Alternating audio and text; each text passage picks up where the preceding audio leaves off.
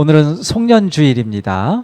광고 한 곡, 또 우리 말씀 안내해드렸던 것처럼 송년주일을 지나고 있는데, 이제 오늘 포함해서 월, 화, 수 이렇게 나흘 남았네요.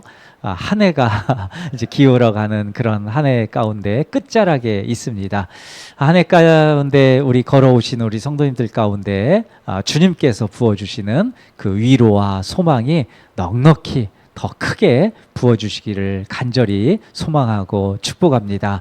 우리가 한 해를 마감하면서 이 시간을 이렇게 마무리하면서 알아야 될 그 지혜가 있죠.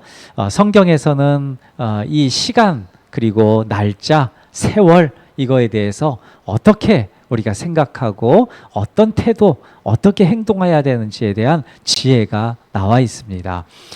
특별히 그 말씀을 오늘 좀 나누려고 하는데, 그에 앞서서 올 한 해를 이렇게 지내보면서 저도 이렇게 그 여러 가지 것들을 이렇게 정리해보는 그런 시간들을 갖게 되었는데, 크게 세 가지를 이렇게 깨달음을 갖게 되었습니다. 하나는 아쉬움입니다. 첫째는 아쉬움인데, 저도 이제 우리 교회를 개척해서 10년째 오고 있는데, 저 스스로를 볼 때 목회자로서 야, 참 연약하고 부족하다 이런 생각을 참 많이 하고, 그러면서 아쉬움을 가지면서 떠올랐던 그 말씀이, 제자들이 우리 요한복음을 묵상하고 있지만 제자들이 이렇게 밤늦도록 그물을 내리고, 전문가들인데 어부들인데, 전문적 어부들인데, 전문가적 어부들인데 하나도 고기를 못 잡고 그 낙담하고 그 실패감에 있을 때 주님이 찾아가시죠. 근데 하여튼 왜 그렇게 고기를 못 잡았을까? 그것을 이렇게 저 나름의 적용해 보면서 생각해 볼 때, 주님보다 한 걸음 먼저 갔구나. 그러니까 주님이 앞서가고 뒤따라가야 되는데 내가 먼저 앞서감으로 인하여서 참 주님의 뜻과는 다르게 나의 것들을 이렇게 하려고 하다 보니까 여러 가지 열매들, 결실을 맺지 못하지 않았나, 이런 또 자책도 해보고, 이렇게 또 주님 앞에 나를 너무 강조함으로 인하여서 이루어지는 그런 걸로 인해서 또 회개하는 시간도 갖게 되었습니다. 그게 이제 아쉬움이죠. 누구나 이제 아쉬움이 남는데, 저에게는 크게 또 회개하면서 그런 아쉬움을 또 갖게 되었는데요. 그게 이제 첫 번째고, 이제 두 번째는 감사에 대한 겁니다. 역시 감사인데, 많은 아쉬움과 연약함에도 불구하고 하나님께서 여기까지 인도하셨다라는 이 감사를 하지 않을 수 없었습니다. 턱없이 부족한 저를 하나님이 사용하신 것만으로도 감사할 뿐이다. 이것을 고백할 수밖에 없었고, 거기에 크게 또 두 가지를 더해서 감사하게 됐는데, 하나는 우리 최 집사님의 그 놀라운 신앙 고백인데, 언제나 들어도 또 언제나 생각해봐도 하나님은 참 위대하시다. 한 인생을 그토록 놀랍게 변화시키는 그 하나님이시다라는 것을 기억하면서 저 또한 감사하게 되었습니다. 또 하나 감사는 우리 올해 올해 그 만나게 됐던 두 일본에서 오신 그 선교사님, 이분들과 교제하면서 제가 일본에 대한 시각이 굉장히 많이 바뀌었어요. 굉장히 많이 바뀌었습니다. 예전에는 일본 증오하고 막 미워하고 이런 마음들이 사실 솔직하게 있었습니다. 일본을 위해서 기도하긴 했지만, 그런데 이 내면을 확 하나님께서 교제하면서 휘저 놓으신 것 같은 이런 어떤 극적인 제가 체험을 하게 됐는데, 그래서 일본에 대한 그런 반감 이런 것들이 없고, 오히려 일본에 대한 그 사랑, 그래서 더 깊이 기도하게 되는 이런 걸로 이렇게 확 반전되게 된 것, 이것이 저 스스로도 놀랍고, 그리고 또 그 감사한 그 내용이라고 이렇게 우리가 함께 고백하게 되는데요. 자, 그게 이제 두 번째고, 마지막 세 번째는 이 자유의 소중함입니다. 윤석열 대통령의 그 계엄을 통해서 나라의 현실을 제대로 보게 된 것, 그것을 그러면서 이 자유가 얼마나 소중한가를 제가 새삼 깨닫는 거였는데, 그 전까지는 우리나라가 이토록 위태한지 사실 몰랐습니다. 또 정치와 안보에 대해서 하나님께 기도하긴 했지만 지금처럼 이렇게 절실하게, 올해처럼 이렇게 절실하게 기도해 본 적은 없었던 것 같아요. 우리에게 주어진 이 자유민주주의의 이 가치가 얼마나 소중한지, 또 우리에게 주어진 신앙의 자유가 얼마나 큰 은혜인지 새롭게 알게 되었습니다. 사실 올해처럼 이렇게 실감한 것, 자유에 대해서 실감한 것은 없었던 것 같습니다. 자, 우리 성도님들이 느끼는 아쉬움과 이 감사는 어떤 것들입니까? 한 해를 이제 4일, 3일 앞두고 있는데 어떤 감사, 어떤 기쁨, 어떤 찬송들을 갖고 계신가 모르겠습니다. 자, 오늘 송년주일에 이것을 영적으로 한번 정리하는 그 예배가 되길 소망합니다. 또 올해를 마무리하면서 우리가 가져야 할 것은 무엇인지에 대해서 잠언 3장, 오늘 읽었던 5절과 6절을 통해서 그 지혜를 우리가 배우고자 합니다. 크게 세 가지인데, 첫 번째는 이 한 해를 우리가 보내면서 하나님께 온전히 맡기라는 것입니다. 하나님께 온전히 맡기라는 것. 이거 오늘 설교의 제목이기도 한데요. 자, 5절과 6절을 보면 그 중요한 말씀들을 뽑아서 말씀드리면 이렇습니다. 너는 마음을 다하여 여호와를 신뢰하고, 6절, 너는 범사에 그를 인정하라. 이 말씀인데요. 자, 어떤 것이든 100% 신뢰하고 맡긴다는 것은 엄청난 것입니다. 우리 은행에 돈을 맡기잖아요. 우리 은행에 돈을 맡길 때 그 신뢰해서 맡기는 거잖아요. 내가 돈을 맡기는 거기 그 은행이 망하지 않을 것이라고 이 신뢰하기 때문에 돈을 맡기는 것이죠. 그렇지 않으면 어디다 그 은행에다 돈을 맡길 수 있겠습니까? 그렇지 못하죠.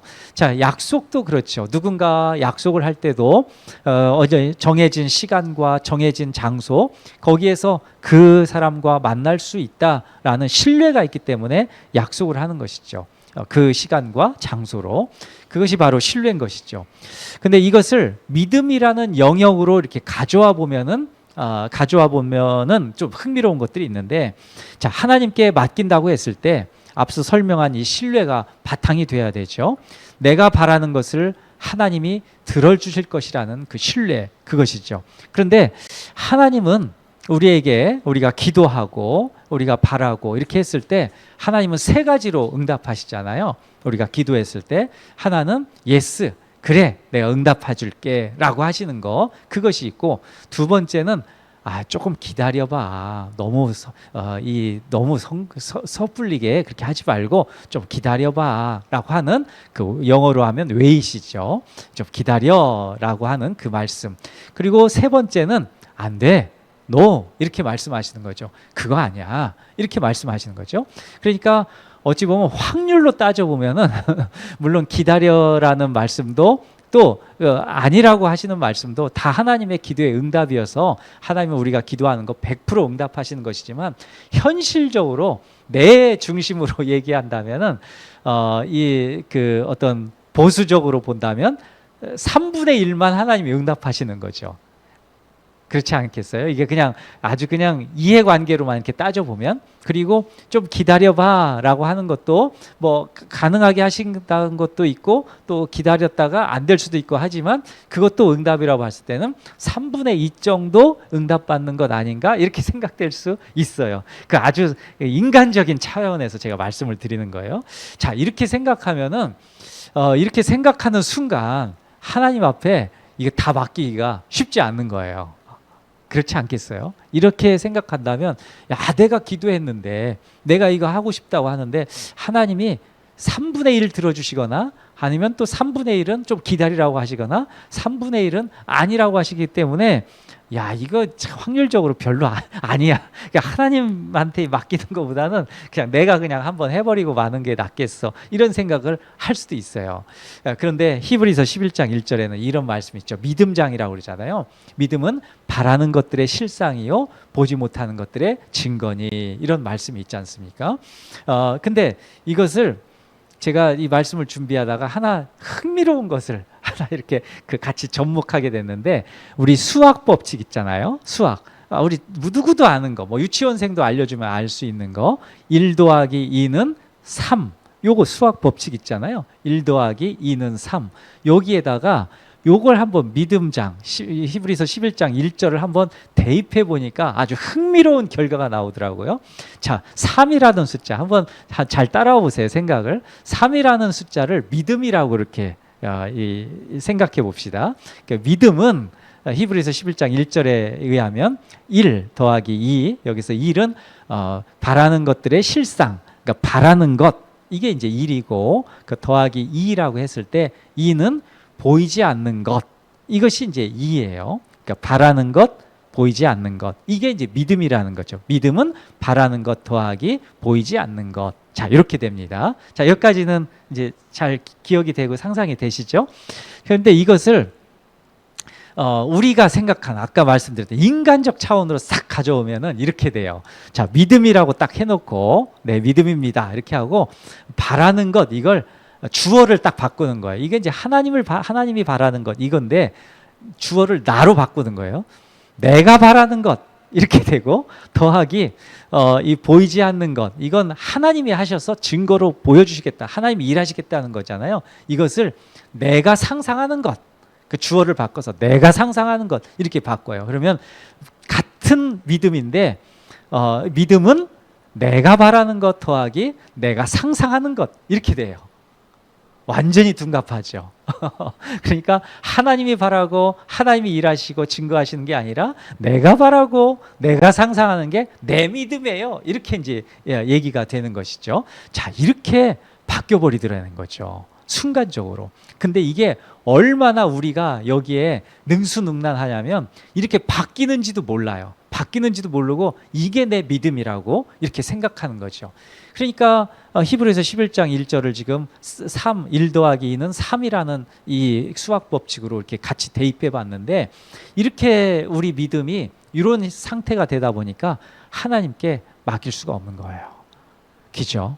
내 의지가 더 크고 내가 바라는 게 더 크고 내가 상상하는 바가 더 크기 때문에 하나님께 맡긴다는 것, 하나님을 인정하고 또 하나님을 신뢰한다는 것, 이걸 할 수가 없는 거예요. 내가 더 많이 신뢰하고 내가 더 많이 어떤 의존하고 이런 거니까. 그러니까 사실은 그 믿음은 내가 바라는 것, 내가 상상한 거 했을 때 그 믿음은 믿음이 아니라 사실은 내 욕망인 것이죠. 욕망은 내가 바라는 것, 내가 상상하는 것, 이렇게 공식이 바뀌어버리게 된다는 것이죠. 여하튼 내가 바라는 것을 내려놓아야 하나님께서 전적으로 하나님께 맡길 수 있습니다. 내가 쥐고 있는 것을 내려놓지 않으면 하나님께 전적으로 맡길 수 없습니다. 하나님이 신뢰가 가지 않는데 어떻게 내 짐을 내려놓을 수 있겠습니까? 내가 원하는 것을 내려놓아야 하나님께 전적으로 맡길 수 있는 것이죠. 내가 상상하는 것을 내려놓지 않으면 하나님께 전적으로 맡길 수 없습니다. 여전히 내 욕망이 큰데 어떻게 하나님께 짐을 내려놓을 수 있겠습니까? 그런 것이죠. 자, 한 해가 저물어 갑니다. 불과 사흘 남은 주일입니다. 지금까지 잘한 것도 있고 잘못한 것도 있습니다.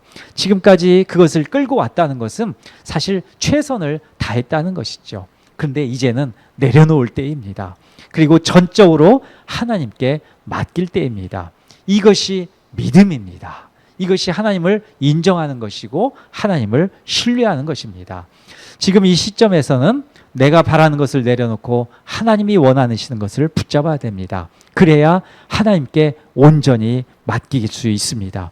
그것이 온전한 믿음입니다. 하나님께 온전히 맡길 때 내가 사실상은 손해보지 않습니다. 오히려 나에게 큰 이득이 돼요. 하나님께 온전히 맡기는 자에게 상금이 있기 때문에 그래요. 상급. 이것은 세상이 주는 게 아니라 하나님이 주시는 것입니다. 이젠 주님 앞에 전적으로 맡기며 나아가시는 우리 성도님들 되시기를 그렇게 축복합니다. 자, 두 번째는 믿음의 방해물을 제거해야 된다는 거예요. 자, 5절 말씀에 이런 말씀이에요. 너는 마음을 다하여 여호와를 신뢰하고 내 명철을 의지하지 말라.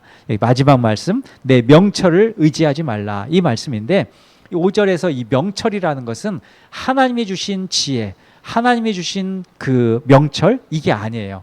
내가 인위적으로 만들고 취해서 얻은 그런 지식과 경험, 이걸 얘기하는 거예요. 나의 지식과 나의 경험, 이걸 얘기하는 거지 하나님의 지식과 하나님이 주시는 그런 은혜, 이런 것들이 아니라는 것이죠. 내가 나의 지식을 의지하고 있다는 것을 단적으로 알려주는 신호가 있습니다. 내가 근심하고 있는가?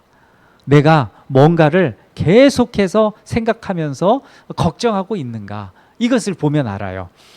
왜 걱정하는지, 왜 근심하는지, 그건 내 지식과 내 경험이 먹힐 건가? 이것에 먹힐 건가? 그렇지 않을 것일까에 대한 마음의 염려가 있기 때문에 그래요. 그렇기 때문에 내가 근심하고 걱정하는 것입니다.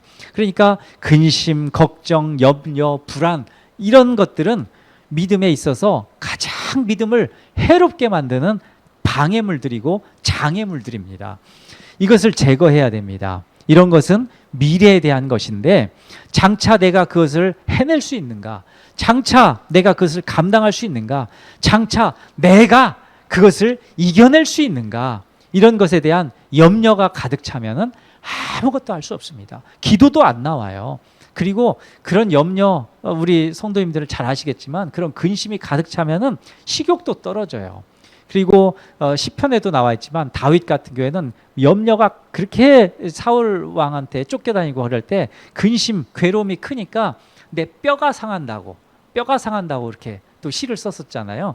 그러니까 근심도 너무 많이 하면은 몸이 상해버립니다. 눈도 안 보이고 눈도 침침해지고 치매도 오고 뼈가 상할 정도로, 뼈가 녹을 정도로 그렇게 힘들어지는 거죠. 굉장히 어려운 것이죠. 여하튼 근데 이 걱정, 근심, 이것을 제거해야 돼요. 왜 하냐면 이 불안과 염려, 이것이 계속해서 있으면 믿음의 그 방해물이 되면서 이 믿음의 방해물을, 이런 것들을 제거하지 못하면은 이것이 나를 지배하게 돼요. 나를 끌고 가요. 걱정, 근심이, 염려가 나를 지배하면서 나를 끌고 가요. 그쪽으로 가는 거죠. 방향이 하나님 쪽으로 가는 게 아니라 염려, 근심 쪽으로 가버리는 거죠. 그래서 베드로전서 5장 7절에는 너희 염려를 다 주께 맡기라, 이는 그가 너희를 돌보심이라, 이렇게 말씀하는 것이죠. 다 주께 맡기라는, 다, 이게 수식어가 있잖아요. 다 주님께 맡겨라, 이게 중요한 것이죠. 아직도 우리 마음 한켠에 뭔가 의심하고 근심하고 걱정하는 것이 있다면 오늘 이 시간에 제거해야 됩니다. 내려놓으십시오. 그것은 마귀가 주는 마음입니다. 그런 마음이 들 때마다 마귀를 대적해야 됩니다. 그리고 하나님께 전적으로 의지해야 됩니다. 하나님께 주시는 그 힘과 능력을 힘입어야 됩니다. 우리에게 주신 근심, 걱정, 염려, 불안, 모든 것들을 우리가 떨쳐내고 오직 하나님을 의지하며 나가는 그런 모두가 되시기를 그렇게 축복합니다. 자, 마지막으로 하나 더요. 자, 하나님이 나의 길을 지도하신다는 거예요. 하나님이 나의 길을 지도하신 건데, 자, 6절 말씀인데 6절은 같이 한번 읽어보겠습니다. 너는 범사의 그를 인정하라. 그리하면 내 길을 지도하시리라. 아멘. 자, 하나님께 전적으로 맡기고 믿음의 방해물을 제거할 때 어떤 결과를 우리가 얻게 되는가, 어떤 경험을 하게 되는가, 그것인데 그것이 이 마지막 세 번째 주제입니다. 그 세 번째 주제는 하나님께서 나의 길을 지도해 주신다는 거예요. 자, 6절을 보면 범사라는 표현이 나오는데 이 범사라는 것은 우리 일상의 모든 것들을 의미하는 겁니다. 일상의 모든 것, 인생에 일어날 수 있는 것, 일어날 수 있는 모든 것을 다 얘기하는 건데 그게 범사예요. 또 우리가 당하는 큰 일들도 있을 수 있지만 사소한 거, 아주 조그마한 일들 있잖아요. 이것도 범사예요. 이 모든 것, 큰 일부터 시작해서 작은 일, 모든 것들을 다 포함해서 하나님께서 섭리하신다는 거예요. 이것이 정말 놀라운 일입니다. 큰 일만이 아니라 작은 일까지도 하나님께서 섬세하게 그 길을 지도해 주시고 인도해 주시고 섭리하신다는 거예요. 특별히 이 지도한다는 이 표현, 이건 단순히 어떤 것들을 안내해 준다, 가이드, 이런 것들만 얘기하는 게 아니라 하나님이 우리 인생 여정 가운데 놓인 이 장애물들 있잖아요. 아까도 얘기했지만 방해물들, 이런 것들을 제거해 주신다는 뜻도 포함되어 있는 거예요. 근심, 걱정, 염려 얼마나 커요, 이게 거의 이런 데 한 번 걸리면 사람 죽어납니다. 그렇잖아요. 1년 동안 살아갈 때 크고 작은 것들이 있는데, 그런데 이런 것들을 하나님께서 하나하나 섬세하게 제거해 주신다는 거예요. 이게 지도하신다는 건 말씀입니다. 그리고 이 제거해 주신다는 건 어떤 말씀이에요? 순탄하게 우리를 그 길로 인도해 주신다는 그런 뜻이잖아요. 이게 지도해 주신다는 그런 의미가 여기에 있어요. 이거 놀라운 말씀입니다. 우리가 외롭고 고독한 이유가 뭐예요? 우리에게 내가 힘들 때 내 말을 들어줄 사람이 없어서 외롭고 힘든 거잖아요. 그리고 복잡하고 어려운 일을 당할 때 우리가 괴롭고 힘들어하는 것은 이 일을 통해서 뭔가 누구한테 상담하고 조언을 받을 사람이 없기 때문에 내가 더 힘들어지는 거예요. 어느 누구에게도 말 못할 그런 것들이 있으면 얼마나 힘듭니까? 끙끙 앓다가 병나죠. 그것이 없으니까 답답하고 괴로운 것이죠. 장차 일어날 일이 무엇인지 어떻게 대처해야 될지에 대해서 모르기 때문에 무섭고 힘겨운 것입니다. 그때 그것을 놓고 친절히 안내해 줄 그런 분이 계신데 그게 바로 하나님이시라는 거예요. 하나님의 손길이 우리 인생을 순탄케 하시고 방해물들을 제거하시고 우리를 주님의 그 뜻대로 주님의 영광의 길로 인도해 주신다. 이게 주님께서 지도해 주신다는 거예요. 근데 그 앞에 두 가지가 있었죠. 주님께 전적으로 맡기십시오. 그리고 그 모든 장애물들, 근심, 걱정 모든 것들을 제거하십시오. 내려놓으십시오. 그리고 그때서 하나님께서 또 밝혀주시는 그 빛, 하나님께서 우리 길을 인도해 주시는 것, 그때서야 우리가 이제 보이게 되는 것이죠. 자, 우리 찬송가 301장을 보면은 아까도 우리 찬송가를 마지막 장 불렀지만 우리 인생을 인도하시는 하나님의 섭리를 잘 표현해주고 있습니다. 그 가사가 이런데 1절 지금까지 지내온 것 주의 크신 은혜라 한이 없는 주의 사랑 어찌 이루 말하랴 자나깨나 주의 손이 항상 살펴주시고 모든 일을 주 안에서 형통하게 하시네. 하나님께서 지도해 주시는 거죠. 2절 말씀도 그래요. 몸도 맘도 연약하나 세임받아 살았네. 물 붓듯이 부으시는 주의 은혜 족하다. 사랑 없는 거리에나 험한 산길 헤맬 때 이때가 제일 힘들죠. 사랑 없는 거리에나 험한 산길 헤맬 때 방향을 못 잡을 때 엄청 힘들잖아요. 그럴 때 주의 손을 굳게 잡고 찬송하며 가리라. 그럼에도 불구하고 주님이 인도해 주신다는 거예요. 마지막 3절 주님 다시 배울 날이 날로 다가와 무거운 짐 주께 맡겨 벗을 날도 멀지 않네. 나를 위해 예배하신 고향집에 돌아가 아버지의 품 안에서 영원토록 살리라. 아멘. 자, 이렇게 마치는 이 찬송인데 올 한 해를 마치면서 참 귀한 찬송이 아닐 수 없습니다. 자, 한 해를 마무리하면서 우리 하나님께 온전히 맡기고 우리 명철, 우리 지식과 경험 이거 의지하지 말고 우리 걱정, 근심, 염려 모든 것들을 내려놓고 또 내가 근심하고 염려하는 그 영역에서 하나님이 역사하신다는 그 믿음을 구하며 나가는 우리가 되시기를 그렇게 축복합니다.